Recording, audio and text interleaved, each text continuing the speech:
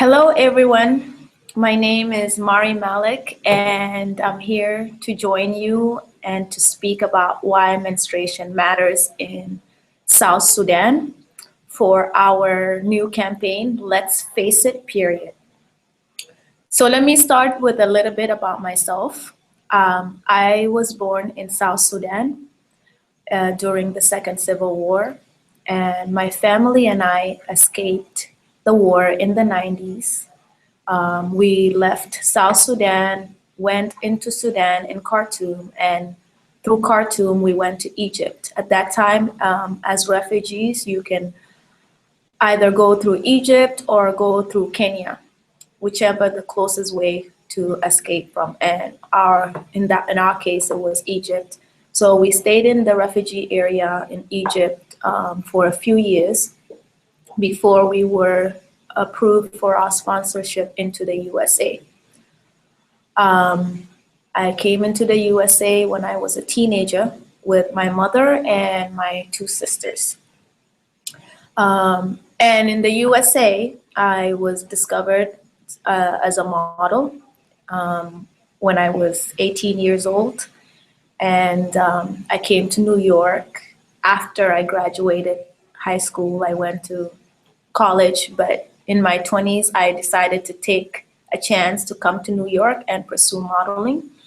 And in that time, that is where I started getting more into modeling and music, of course. And then I also started advocating a lot because I realized that as an artist and as someone who was fortunate enough, who came into the USA as a refugee, that I had a platform to use, which is using my modeling and music to speak on issues South Sudanese face, South Sudanese women and South Sudanese children. So with that said, I advocated with different organizations such as UNICEF, South Sudan Initiatives, Obaki, and I learned a lot through them.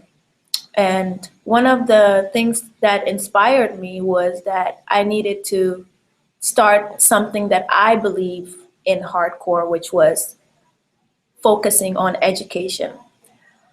So I started the nonprofit, my nonprofit called Stand for Education. And we focus on providing education to all children globally with a specific focus on girls and women. Right now, we are working specifically in South Sudan because South Sudan faces one of the worst literacy rates in the world.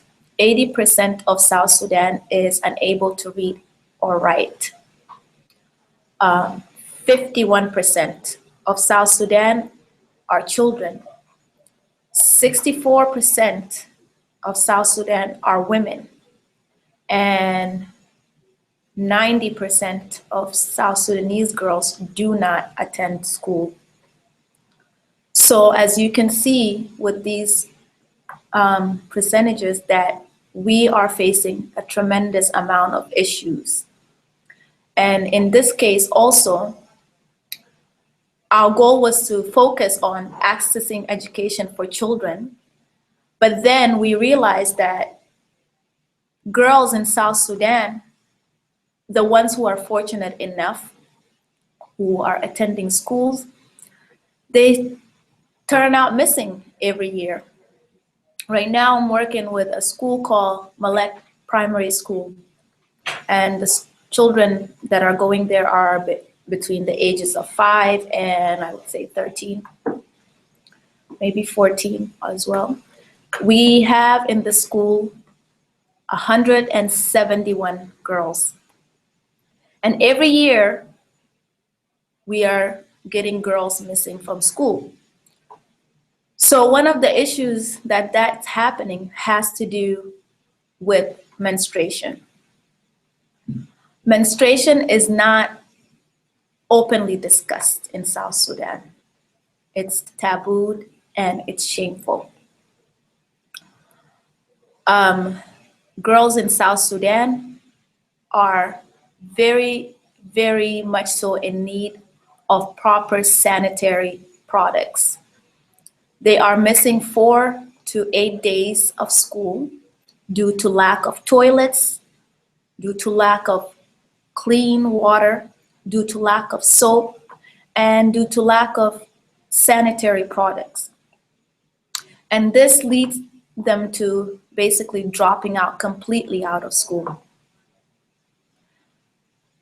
And that's about 61% of girls who go to school end up dropping out. So when we started the organization, we decided that we need to focus more on a program that will be on women's health and providing the menstrual products. Girls are, when I just went back to South Sudan, I spoke to a few girls and I wanted to find out what is the most thing that they needed. And they expressed to me that, number one, their parents are not focused on them going to school because they are not the priority. It costs more to spend money for a girl to go to school because in addition, you have to spend money on her sanitary products, and they needed sanitary products. And also, once they have their period, a girl is most likely to get married off to an older man, and the family will exchange her for dowry. And that's much less for them to deal with than having to spend money on her schooling.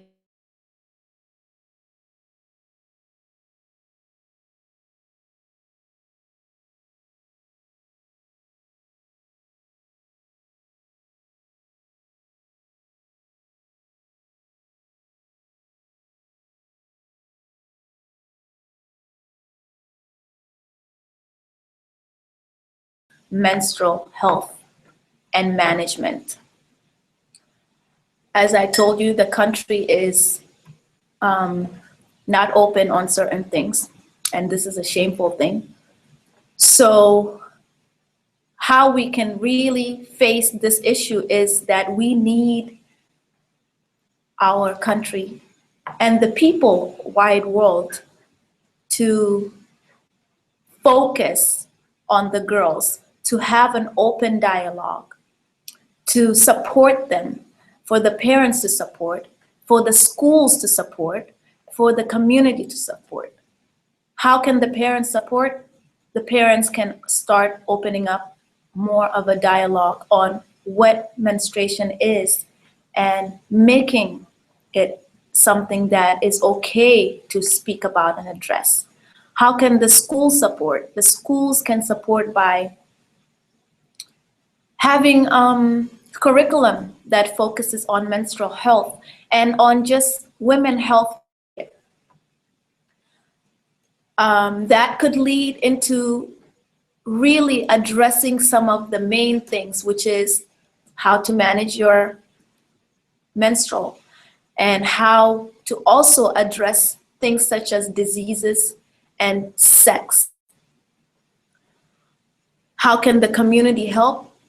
The community can start being more open and pushing the schools to access menstrual health programs as well as menstrual health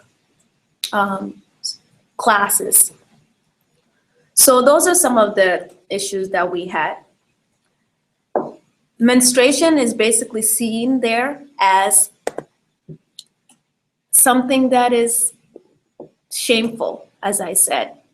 And this is going to result into girls missing school constantly, and not just missing school, but dropping out of school. And in this case, girls are getting their period at young ages nowadays.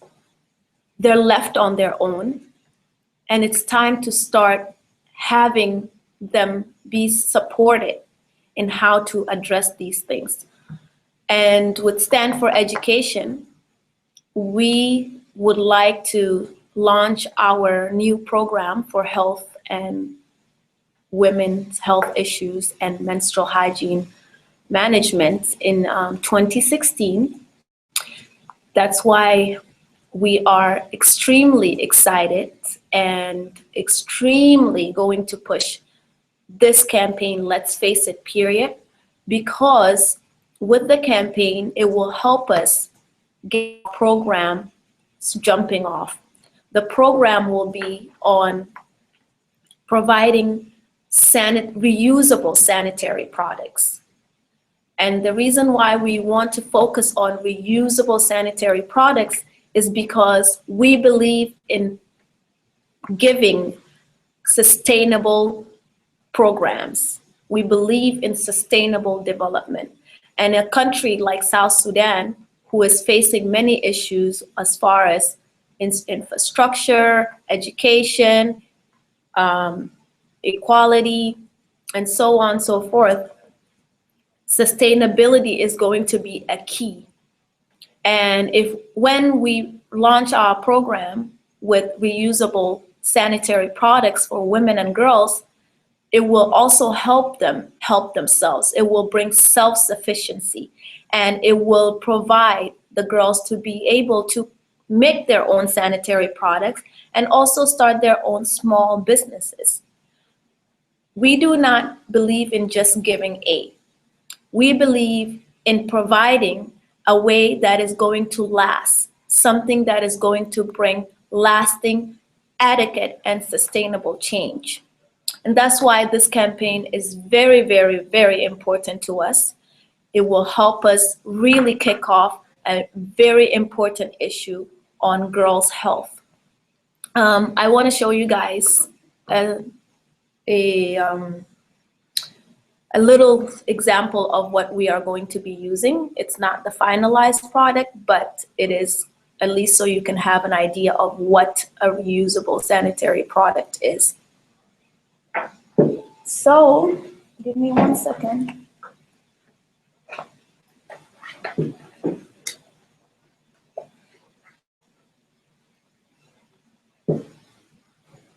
This is a kit for a reusable sanitary product. Not only is it going to be used, recycled, and over, but it will also help a girl be creative. If she is someone who is into making things, this will be perfect, as well as let her start her own business, as well as manage her hygiene. So you open the package, and these are all made with sheets, and anybody could make it.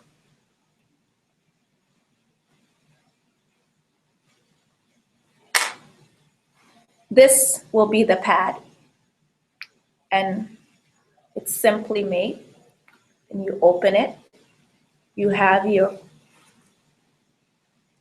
tissue or your towel or cotton, whatever it is that you use, and it's folded into 3. And in the back, here you insert it.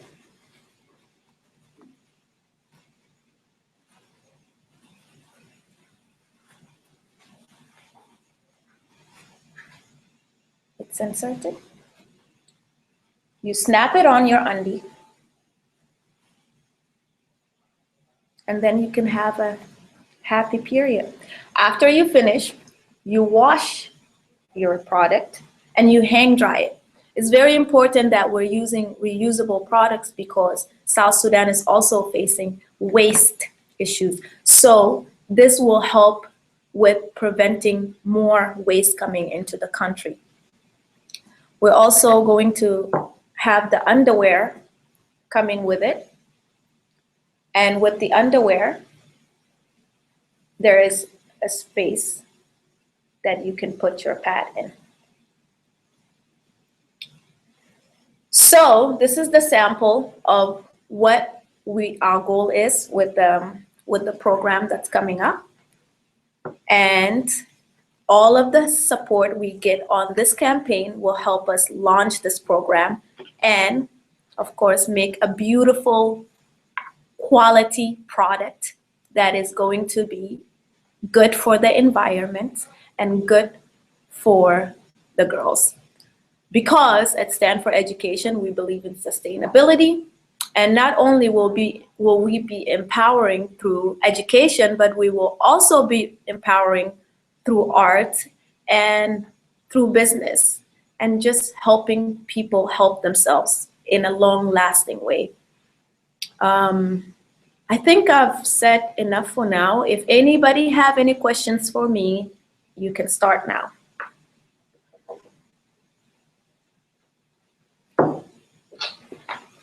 Okay, so I have a question that was sent to me. It said, what challenges do girls in South Sudan go through when they have their periods and when they go to school? Well, as I said, one of the main challenges is privacy.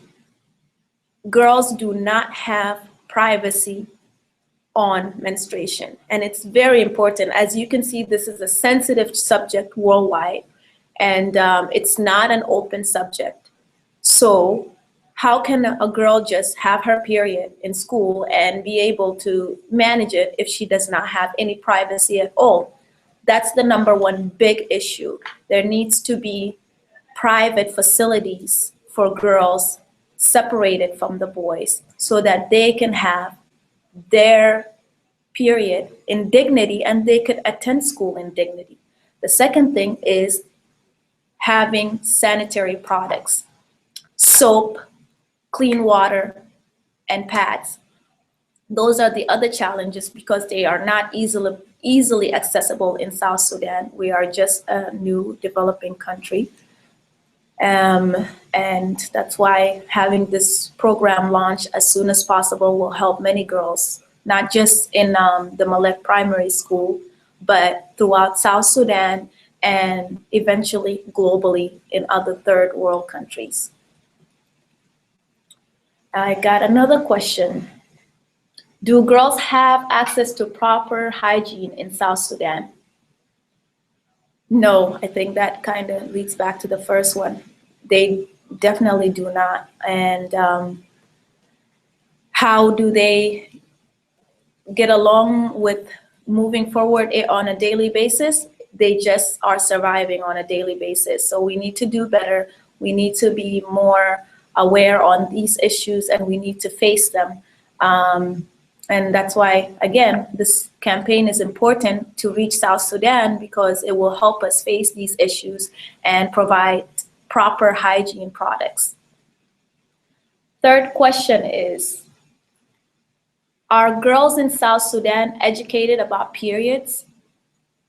No, girls in South Sudan are not educated about period. As a matter of fact, it is a shameful situation. For example, with me, when I had my period, I had it in the USA, I guess, fortunately for me. And I didn't know how to handle it. And I didn't even want to speak about it because I felt so ashamed. It was like I did something wrong. Yeah, I'm going to be in trouble. What happened to me? I was crying. And when I finally had the guts to tell my mother, I spent like 2 hours in the bathroom not understanding what the hell is going on. I told my mother and she was like, oh, this is your period. So now this is what you have to do. And that was the day I find out what it is. But I also had an idea with some other girls in South Sudan growing up, like my cousins, when they had their period, they will have a huge party, not because they're celebrating and embracing this, but because the girl have now turned into a woman and she will be okay to get married. So the men come and look at the girl who just had her period so that they can marry her, which is a very, very sad situation because these girls are 10, 11, 12, 13. And how do you even know anything about yourself at that age? So that's that about that story. The fourth question, it says, is it taboo to talk about periods in South Sudan? Yes, it is. I believe I answered that already. It's very tabooed. It's shameful. It's something that it's a secret, you should not speak about it. And not just in South Sudan. Unfortunately, I realize here with this campaign we're doing now, we're getting women who are saying that, oh my God, how dare you guys speak about such a thing? Why? And that's exactly why, because this is life. This is why we're all here. This is what we need to address, and this is okay to have. So it's time for us to start really opening up about this dialogue and be okay with it, because there's nothing wrong with having your period. It's a part of life. Guys, it's time to just face it, really. Let me see, question number 5. Do you think that there is any other alternative than sanitary pads to handle your period in South Sudan? Well, we have to start one step at a time. Of course, there are many other alternatives, but like South Sudan, we are a new developing country. South Sudan is 4 years old, by the way, and speaking on these issues are not the thing to do there. So starting to just use other products, I mean, we don't even speak about sex. We don't even open a word of mouth about it, nothing. So using other products is going to be, we're gonna have to give it some time. But at some point, I'm sure people will be more open. Like, we don't use tampons. It's like, what the heck is that? When I first came, it's uncomfortable for people to think of using tampons in South Sudan. It's already uncomfortable for people to speak about periods there. So therefore, right now, I wouldn't suggest that people are open there about it, but you never know. Things may change soon. How is dealing with menstruation in the refugee camps? Did your mom told you about that? Refugee camps, people are just surviving. Really, people are focusing on eating and having a place to sleep, because it's almost like living in a slum. So it's a disaster there with taking care of hygiene. Again, we need to really focus on getting these products out there as soon as possible. Refugee camps need help. Girls in school need help. Women who are even just there, who don't go to school, who are just living there, need help, because this is not an available thing there. Having sanitary products is not something that you can just go and get from the store either. It's a developing country, and women are still not so open about sharing anything about it. So in refugee camps, it's not well managed, and it's very important we start managing this, because not only is it going to help the girls understand something that's very important about their life, but it will make them understand more about how it is to manage diseases and just to manage menstrual hygiene. So if anybody have any question, it's time for you to do it now. Otherwise, it looks like it's a wrap. But before I leave, I want to remind you guys how to get involved in Let's Face It period. So what you do, I already have my lipstick. So you take your lipstick, you put it on. If you're a guy, you could still join the campaign. You don't have to put lipstick on. You can have someone kiss you with lipstick.